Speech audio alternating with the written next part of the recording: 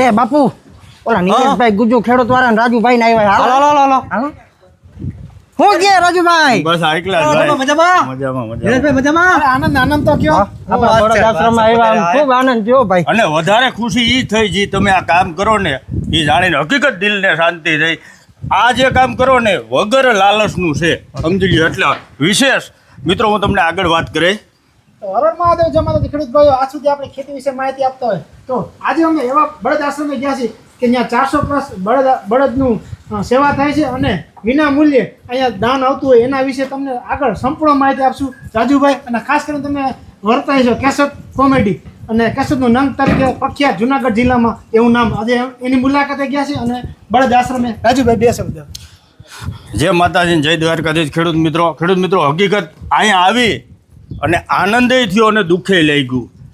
આનંદ કેવાનો થયો? આનંદ એવાનો થયો કે મિત્રો જેને તર છોડે ને એ લોકો આને સેવા કરે. આનંદ એનો થયો. દુઃખ એનું લાગ્યું કે આપણે, હું પણ એક ખેડૂત જ છે, સમજી લ્યો. આપણે જ્યાં લગીની જવાની હતી ત્યાં લગી આપણે એની પાસે કામ કઢવી લીધું. હા કે હવે એ કામ કરે એમ નથી એટલે એને છોડી મૂક્યા. એ બધે આ સેવા કરે.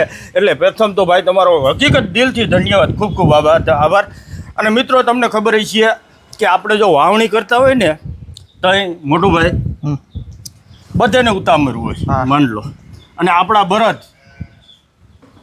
એટલી હદે કામ કરતા હોય ને કે એ છેલ્લે ખેતરમાં પડી ગયા. સાંભળ્યું હોય છે ને ખેડૂત મિત્રો, તમને પણ ખબર છે બળદ પોતાની છેલ્લી શક્તિ સુધી આપને કામ આપે. અને આપને થોડીક ઉતામળ હોય, ગરમી હોય, આપણે છેલ્લે સુધી એને ખેંચી લઈ અને એ છેલ્લે સુધી પોતાની તમામ તાકાત લાગીને તમારા વફાદાર રહીએ. બરોબર. આપણે શું કરી મિત્રો, કે હવે એનું કામ પૂરું થઈ ગયું ને એની ઉંમર થઈ ગઈ એટલે રસ્તે મૂકી દેવાના. જાઓ ભાઈ, આ સત્ય વાત છે. થોડુંક દુઃખ તમને લાગશે, મને લાગશે, પણ જે આ તમે જુઓ ને આ બળદ 400+ બળદ છે મિત્રો. અને અહીંયા બીમાર હોય, સેવા કરવી. માન લો ગાયું હોય ને ભાઈ તો દૂધની લાલચ હોય, બધી લાલચ હોય કે ગૌશાળા આપણે મોટી જાહેરાતો કરતા હોય કે ગૌશાળા અમે કરીને એટલી સેવા કરી.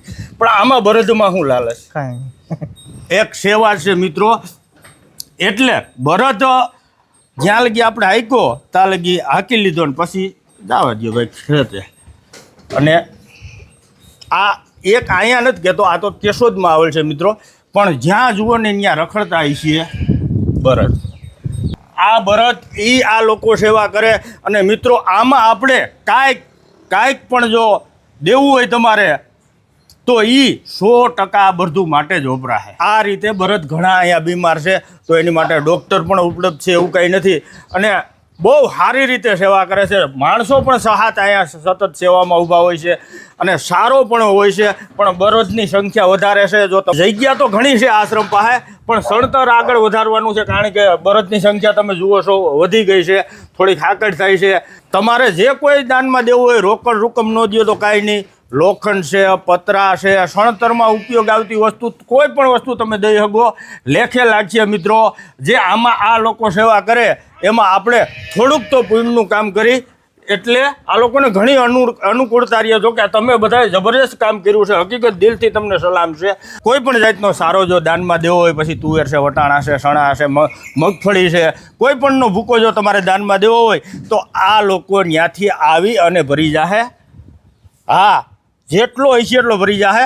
તો તમે આ જે નીચે નંબર આવે એમાં કોન્ટેક કરજો અને સેવાનો લાભ તમે પણ લેજો.